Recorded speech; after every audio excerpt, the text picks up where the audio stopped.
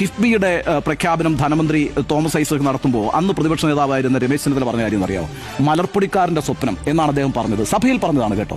ഈ രമേശ് ചെന്നിത്തലയുടെ മണ്ഡലം എന്ന് പറയുന്ന ഹരിപ്പാടാണ്. ഞാൻ വരുന്ന നാടാണ്, ആലപ്പുഴക്കാരനാണ് ഞാൻ.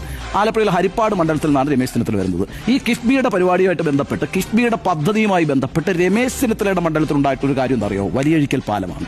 വലിയഴിക്കൽ പാലം എന്ന് പറഞ്ഞാൽ ആറാട്ടുപുഴയിൽ നിന്ന് കരുനാഗപ്പള്ളി വരെ ബന്ധിപ്പിക്കുന്ന ഒരു പാലമാണ്. എത്ര ഇൻവെസ്റ്റ്മെന്റ് എന്നറിയാമോ? 124 കോടി രൂപയുടെ ഇൻവെസ്റ്റ്മെന്റ്. ആലപ്പുഴ കൊല്ലം കണക്ടിവിറ്റി എന്ന് പറയുന്നത് ഇപ്പോൾ ഈ വലിയഴിക്കൽ പാലത്തിന്റെ കൂടെയാണ്. അപ്പം അതൊരു ചെറിയ കാര്യമാണോ?